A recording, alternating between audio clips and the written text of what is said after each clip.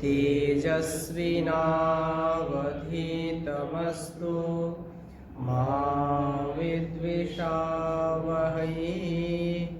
ओम शांति शांति शांति। उपनिषद सुधा की इस कक्षा में आप सबका स्वागत है। उपनिषदों की जो सुधा है, जो अमृत है, ज्ञान रूपी अमृत हम सबका उद्धार करे, ऐसी हम सबकी शुभकामनाएं, परस्परता आपस में बनी रहे। इस दृष्टि से उस परमपिता परमेश्वर ने इस वेद रूपी जो ज्ञान है उसको हम सबको दिया है, मनुष्य मात्र को दिया है। और उन्हीं का ये ज्ञान का निचोड़ है उपनिषद। ज्ञान वेदों का जो सार है वह उपनिषद है। और हम ईशोपनिषद के स्वाध्याय में प्रथम मंत्र का स्वाध्याय कर चुके हैं। ईशावास्यमिदं सर्वं यत्किंच जगत्याम जगत् तेन त्यक्तेन भुंजीथा मा वृथा कस्य स्विद्धनम। आज दूसरे मंत्र का हम स्वाध्याय करेंगे और यह मंत्र निश्चित रूप से हमारे कर्मों के अनुष्ठान के लिए, कर्मों की गति को परखने के लिए नितांत आवश्यक है। कर्म की जो प्रधानता है उसका यह संकेत मात्र यहाँ पर ईश्वर के द्वारा हमको दिया जा रहा है कि किन कर्मों के अनुष्ठान से मानव को सुख शांति मिल सकती है।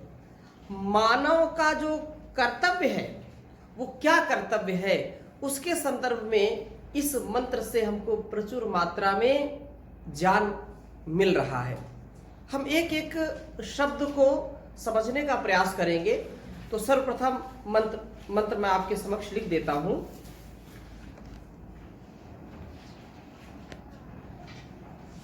कुर्वन्निवेहे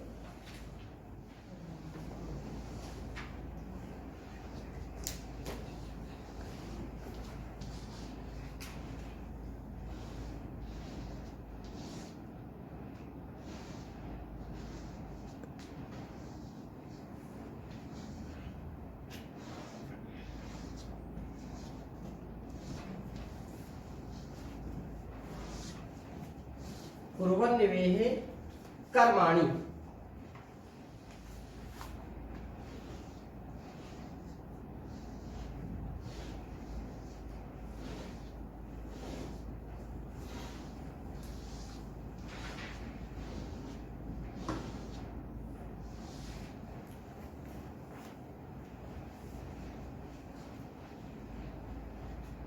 जिजीविषेत् शतं समाः।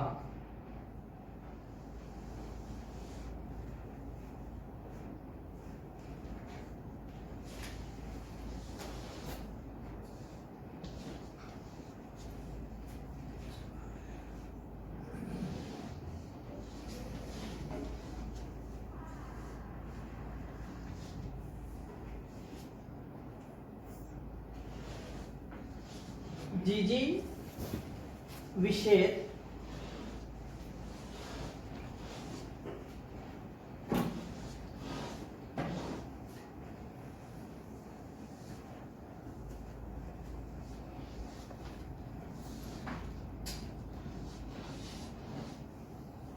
शतं समाः।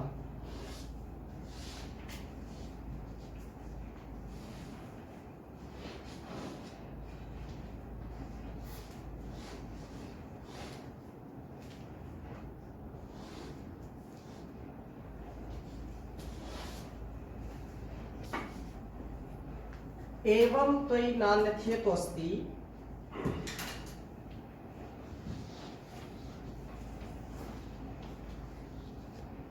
एवं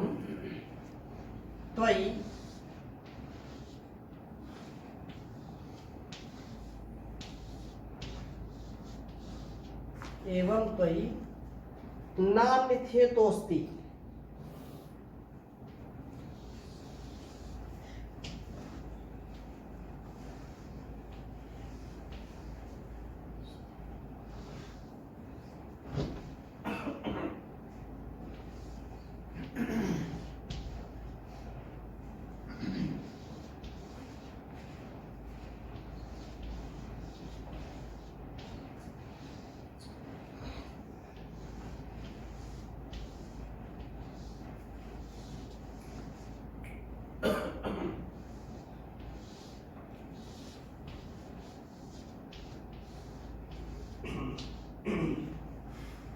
नान्यथेतोस्ति न कर्म लिप्यते नरे।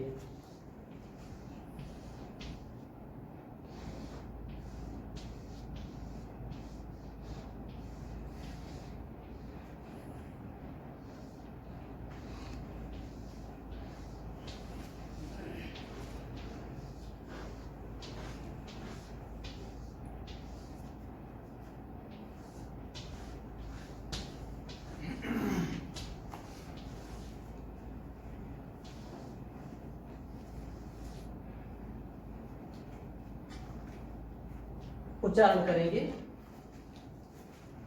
कुर्वन्निवेह कर्माणि जिजीविषेच्छतं समाः एवं त्वयि नान्यथेतोस्ति न कर्म लिप्यते नरे कुर्वन्निवेह कर्माणि जिजीविषेच्छतं समाः एवं त्वयि नान्यथेतोस्ति न कर्म लिप्यते नरे। बहुत ही सुंदर यह मंत्र है और हमारे जीवन में जो हमारी सबसे बड़ी उपलब्धता है, अर्थात मनुष्य जीवन की जो सबसे बड़ी श्रेष्ठता है वो किसमें है? वो कर्म में है। कर्म का मर्म हम समझ करके स्वधर्म का जब पालन करते हैं तो हम सभी पशु पक्षियों से, सभी अन्य योनियों के प्राणियों से श्रेष्ठ बन जाते हैं। तो सबसे पहले एक एक शब्द का विचार करते हुए हम आगे बढ़ेंगे। कुर्वन् निवेह, इसका तात्पर्य क्या है? कहा कुर्वन्, बहुत ही अच्छा यहां पर पाणिनि ने बताया। कुर्वन्, कुर्वन् का अर्थ क्या है? करते हुए। कुर्वन् माने क्या है? क्षत्रिय का प्रयोग है। कुर्वन् करते हुए। कुर्वन् एव इह, कुर्वन् एव इह अर्थात करते हुए ही यहां। यहां कहां? इस संसार में, इस लोक में करते हुए ही यहां। क्या करते हुए? कर्माणि, कर्म कर्मणि कर्माणि, कर्म कर्मणि कर्माणि, ऐसा प्रयोग करते हैं। तो कहा कि कुर्वन् एव इह, करते हुए ही इस जो है यहां इस संसार में क्या? कर्माणि, कर्मों को। कुर्वन्, जैसे मैंने कहा कुर्वन्, कुर्वन् माने करते हुए, हुए के अर्थ में प्रयोग करेंगे। जैसे कहा कि गच्छन्, गच्छन् अस्ति, वो जा रहा है, लेकिन ये कहें कि गच्छन्तम है, गच्छन्तम बालकम पश्य, अर्थात जाते हुए बालक को देखो। हसंतम बालकम पश्य, हंसते हुए। तो हुए के अर्थ में यहां कुर्वन् शब्द का प्रयोग किया है। करते हुए ही, एव लगा दिया, कोई उसमें छूट नहीं है, करना ही पड़ेगा है? खाना ही पड़ेगा, कर्म करना ही पड़ेगा। जब ही लग जाए तो कंडीशन लग जाती है कि कोई ऑप्शन, नो ऑप्शन। बहुत सुंदर बात कही कि कुर्वन् एव, करते हुए ही। कहां? यहां, यहां नहीं तो वहां भी नहीं, अभी नहीं तो कभी नहीं। ये संसार कितना सुंदर है, ये हमारा शरीर और तन मन उस कितना सुंदर परमात्मा ने दिया है। तो जब इस शरीर को पा करके, इस सुंदर शरीर को पा करके, सुंदर इंद्रियों को पा करके, सब प्राणियों में सर्वश्रेष्ठ तन मन को पा करके, यदि इस लोक में, इस संसार में कर्मों को नहीं किया तो फिर कहां करेंगे? किस योनि में करेंगे? किस योनि में जाकर के हम कर्म करेंगे? तो यह इसमें, इस शरीर में रहते हुए और इस संसार में रहते हुए, दोनों को हम लगा सकते हैं। कर्माणि, इस पर थोड़ा सा विचार करते हैं। कर्माणि मतलब कर्मों को। अब सबसे पहले ही हम समझ ले कर्म क्या है। तो कर्म के विषय में आचार्य पाणिनि लिखते हैं कि कर्म क्या है। तो कर्म जो इसमें धातु का जो प्रयोग हुआ है उस पर हम अगर समझने का प्रयास करेंगे तो बात पकड़ में आएगी। कहा कि डुक्रिया करणे,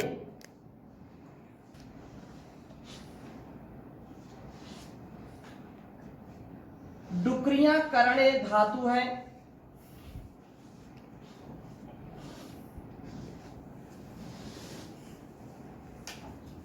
तो डू का ये जो है चला गया आदि टुड़वा और ये हलंत्यम, क्री बचा। और क्री किस अर्थ में आता है? करने के अर्थ में आता है, जो किया जाता है। क्या है? जो किया जाता है। फिर इसको कर्मन शब्द में जो यहां कर्माणि आया है, ये क्री से फिर मनिन प्रत्यय हो जाता है। ये व्याकरण की भाषा आपको समझा रहा हूं। जो है क्री से मनिन प्रत्यय होता है, मनिन। मनिन प्रत्यय हो गया तो क्या बन गया? कर्मन। कर्मन शब्द बनता है, कर्मन। कर्मन, कर्मन से फिर कर्म, जैसे नामन है ना, नामन शब्द। तो नाम से नाम, नामा, नाम, नामनी, नामानी। तो कर्म, कर्मणि, कर्माणि। तो ऐसे यहां पर कर्माणि का प्रयोग किया है। अब जो कुछ किया जाता है वो क्या कहलाता है? कर्म कहलाता है। जो कुछ किया जाता है वो कर्म कहलाता है। अब जो भी कुछ सब कुछ किया जाता है वो यदि कर्म कहलाता है, जैसे खाना पीना, सोना जागना, चलना फिरना, उठना बैठना, ये सब क्या है? ये सब कर्म है। ये सब कर्म है। तो उपदेश देने की क्या जरूरत है कि कुर्वन्नेवे कर्माणि? बिना उपदेश के भी तो सब कर रहे हैं। विचार करने योग्य बात है कि खाना पीना, सोना जागना, अपने अपने व्यवहारों को सब कर रहे हैं। फिर उपदेश करने की क्या बात है कि कुर्वन्नेवे, करते हुए ही, कर्मों को क्या है? कर्मों को करते हुए ही जिजीविषे शतम समाहा, जीने की इच्छा कर। कब तक? शतम समाहा, 100 वर्ष या इससे भी अधिक। अब जब हम कर्म कर रहे हैं तो इसमें उपदेश की क्या बात है? लेकिन इसमें रहस्य है, इसमें तथ्य है, सत्य है कि करते हुए ही करना है। जीवन जो है यापन वेदोक्त कर्मों को करते हुए। ऐसा नहीं कि खाना पीना सोना जागना तो करते रहे, निमित्त कर्म, नैमित्तिक कर्म ये तो करते ही रहते हैं। परंतु उनमें भी जो मेरे आत्म कल्याण के लिए कर्म है, भाई सोना जागना ये तो सब करते ही हैं। अब आप कक्षा में बैठे हैं, पढ़ रहे हैं, पढ़ा रहे हैं, या किसी संस्थान में कोई सेवा कर रहा है, कोई अमुक व्यक्ति पूछता है भाई आप कहाँ पढ़ते हो? पता है पतंजलि विश्वविद्यालय में पढ़ते हैं, वैदिक गुरुकुलम में पढ़ते हैं। अच्छा, विचार करने योग्य बात है कि कर्म क्या है उसका? पढ़ने का। कर्म क्या है? पढ़ने का। अभी आप कक्षा में बैठे हैं, आपसे पूछा कक्षा में क्या कर रहे हो, या आप यहां से जाओगे तो क्या पूछेंगे? कोई पूछा कहाँ थे, क्या बताएंगे आप? कक्षा में थे, पढ़ रहे थे, उपनिषद पढ़ रहे थे, ये बात आ गई। लेकिन विचार करने की बात है सूक्ष्मता के साथ, क्या केवल आप पढ़ रहे हैं? जैसे कोई 5 वर्ष के लिए गया कि वो पढ़ने गया, कहां गया? पढ़ने गया। विदेश गया, पढ़ने के लिए गया है। शहर गया, किस लिए गया? पढ़ने के लिए गया है। तो क्या 24 घंटा वो पढ़ता ही रहता है? कक्षा में बैठे बैठे भी सैकड़ों हजारों क्रियाएं हम कर देते हैं, हजारों कर्म कर देते हैं। पढ़ते पढ़ते हम शरीर भी खुजलाते हैं, पढ़ते पढ़ते हम इधर उधर देखते भी हैं, ये भी तो कर्म हो रहा साथ साथ। हमारे अंदर कितने प्रकार के विचार उठते हैं, ये भी कर्म है। हम किसी से थोड़ी देर ईर्ष्या करते हैं, थोड़ी देर द्वेष करते हैं। आप लिख रहे हैं, लिखते लिखते भी सोच रहे हैं, तो लिखना भी क्या है? कर्म है। पढ़ना भी कर्म है। सुबह उठना भी कर्म है। 24 घंटे में हजारों हजारों प्रकार की हम क्रियाएं करते हैं, कर्म करते हैं, तो वो भी कर्म ही है। वो भी क्या है? कर्म है। और बिना कर्म के कोई रह नहीं सकता।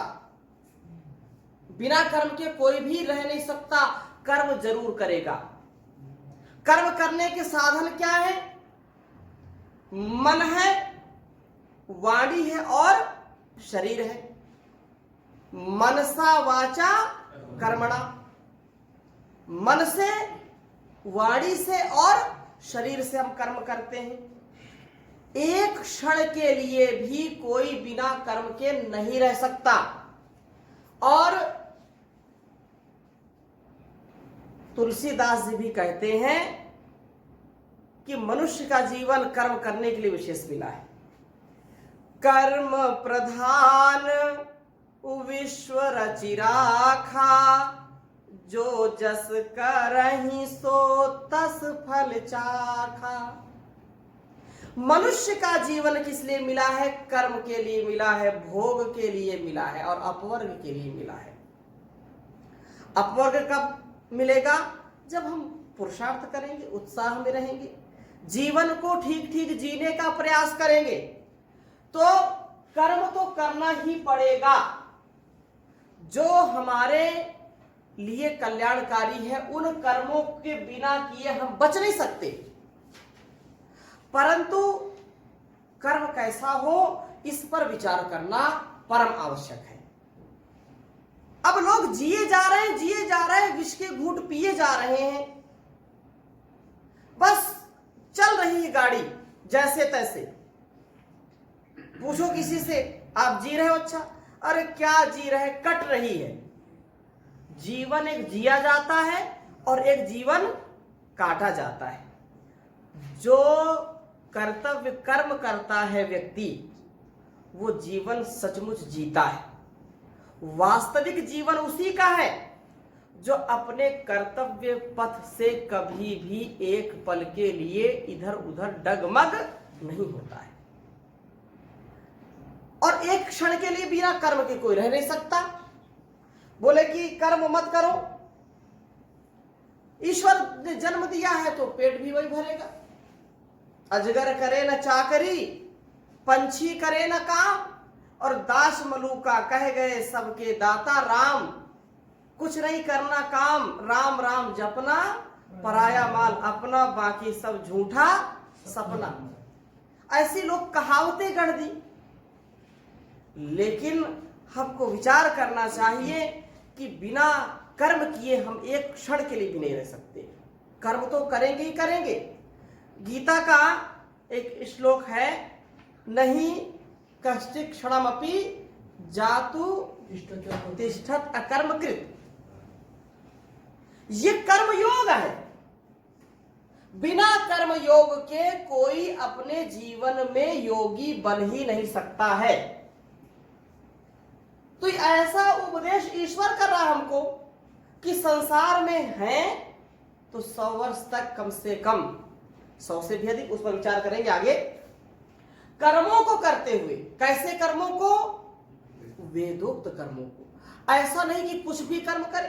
भाई चोर चोरी करने जाता वो भी कर्म है, व्यभिचार करने जाता वो भी कर्म है, किसी की सहायता करता वो भी कर्म है,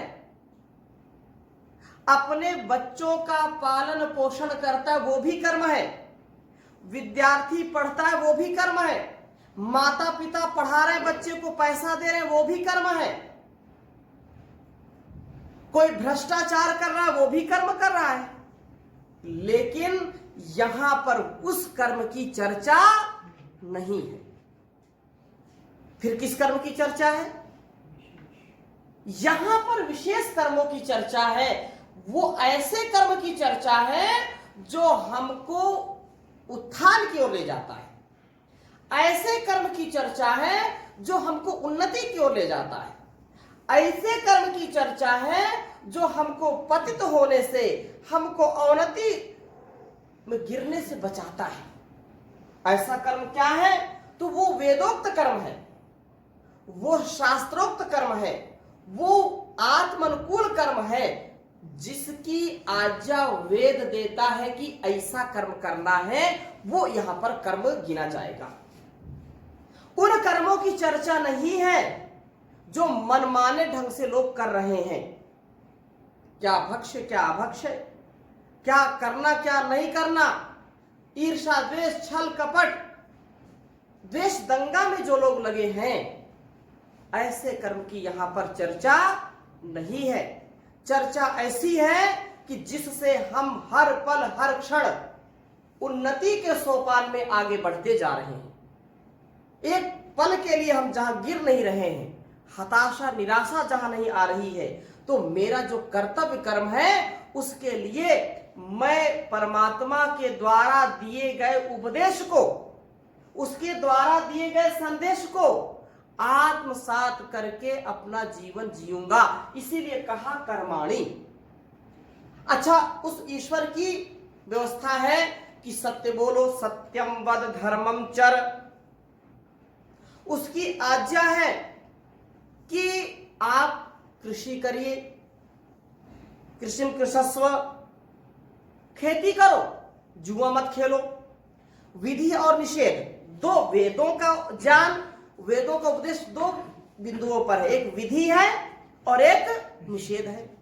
क्या करना है इस पर और क्या नहीं करना इस पर, ये दो उपदेश वेदों के प्रमुख हैं। तो यहां क्या है कि कर्म करना है। वहां जैसे कहा मां गृधा का स्विद्धनम, पहले मंत्र में कहा था ना, तो वहां क्या किया? निषेध किया है। उस मंत्र में निषेध किया है कि किसी के भी धन की, किसी के भी संपत्ति की इच्छा मत करो, लोभ लालच मत करो। यहां पर भी क्या कर रहे हैं? यहां पर विधि कर रहे हैं। ये आपको उपदेश दे रहे हैं, आदेश निर्देश दे रहे हैं परमात्मा। क्या? कुर्वन्नेवेह कर्माणि, संसार में रहना है, 100 वर्ष तक जीना है, तो क्या करना है? वेदोक्त कर्म करना है। वेदोक्त कर्म करेंगे, कर्तव्य कर्म करेंगे। कर्तव्य कर्म क्या है? जो मुझको उत्तरदायित्व मिला है। मैं एक अध्यापक हूं, मैं एक सन्यासी हूं, मैं एक आचार्य हूं, मैं एक शिष्य हूं, मैं एक पत्नी हूं, मैं एक पति हूं, मैं पुत्र हूं, मैं पुत्री हूं, मैं नेता हूं, मैं प्रजा हूं। ये जो भी हजारों प्रकार के उत्तरदायित्व हैं, उन उत्तरदायित्वों का ठीक ठीक पालन करना, और वेदों का जैसा उपदेश है कि ऐसा करना, वैसा करेंगे तो जीवन में हम सफल रहेंगे। और जैसा कर्म करेंगे वैसा हमारा आगे का सौभाग्य बनेगा, दुर्भाग्य बनेगा। इसलिए हमारा सबका कर्तव्य है कि हम ऐसी करनी करें कि बाद में पछताना ना पड़े। ऐसी करनी करना है। ऐसा नहीं कि जब समय बीत गया तब लोग फिर पछता रहे कि क्या हुआ, ये तो कर नहीं पाए। समय बीत पुनिका पछताने का वर्षा जब कृषि सुखाने। जब फसल सूख गई, अर्थात जब जीवन खत्म हुआ, तो जीने का ढंग आया, और सम्मा बुझ गई तो महफिल में रंग आया। ऐसा कभी नहीं होना चाहिए। जब जागो तभी सवेरा। अपने कर्तव्य को देखो। उत्तिष्ठत जाग्रत प्राप्त वारा निबोधत, क्षुरस्य धारा निशिता दुरत्या दुर्गम पथस्तत कवयो वदंती। अरे जागो, तुम्हारा कर्म क्या है, तुम्हारा स्वधर्म क्या है, इसकी सुध लीजिए, जागो। और इसीलिए प्रार्थना हम करते हैं कि परमात्मा हमको जगा दे, हमारे आलस निद्रा को भगा दे। हम क्या हैं? कहां से आए हैं, कहां जाएंगे, कौन है, इसकी खोज करें और खोज करके अपने कर्तव्य पर लग जाएं। इसलिए अक्सर इस प्रार्थना को मैं गाता हूं, जीवन का संबल ये प्रार्थना बन जाए, जीवन का उद्धार जरूर होगा। वह शक्ति हमें दो दया निधे, जो ये प्रार्थना है, ये वेद मंत्र कह रहा है कि वेदोक्त कर्मों को मैं करूं, वेदोक्त कर्तव्य को करूं, स्वकर्म स्वधर्म को अपना करके जीवन का उद्धार करूं। तो क्या कहा, वह शक्ति हमें दो दया निधे, कर्तव्य मार्ग पर डट जामे, पर सेवा पर उपकार में हम निज जीवन सफल बना जामे।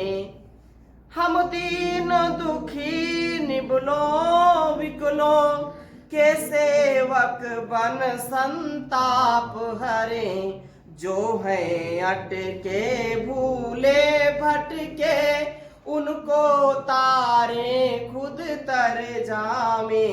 वह शक्ति हमें दो दया निधे, कर्तव्य मार्ग पर डट जामे।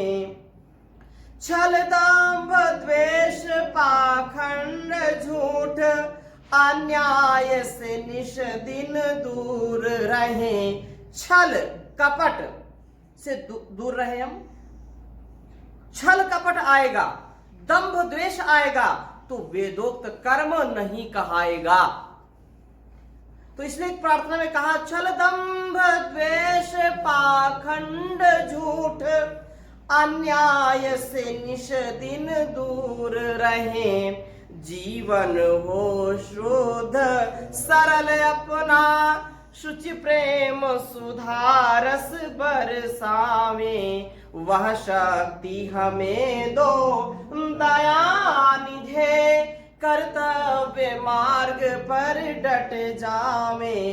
निज आन मान मर्यादा का प्रभु ध्यान रहे, स्वाभिमान रहे। मेरा राष्ट्र धर्म क्या है, मेरा सामाजिक धर्म क्या है, मेरा मानवता के प्रति धर्म क्या है, और मैं एक आत्मा हूं तो मेरा मेरे लिए क्या कर्तव्य है, इसका बोध होना चाहिए, उस पर स्वाभिमान होना चाहिए। निज आन मान मर्यादा का प्रभु ध्यान रहे, स्वाभिमान रहे। जिस राष्ट्र में हमने जन्म लिया, बलिदान उसी पर हो जावे। वह शक्ति हमें दो दया निधे, कर्तव्य मार्ग पर डट जावे। पर सेवा पर उपकार में हम निज जीवन सफल बना जावे, निज जीवन सफल बना जावे। तो ये वेद मंत्र हमको ये शिक्षा देता है कि वेदोक्त हम कर्म करें, उससे कभी भी पीछे न रहें। अपने इस तन मन इस धन को हम पर सेवा में लगाएं, परोपकार परमार्थ में लगाएं, इससे हमारा कल्याण होगा। तो आज की कक्षा में यहीं तक, शेष चर्चा अगली कक्षा में करेंगे। ओम शांति शांति शांति।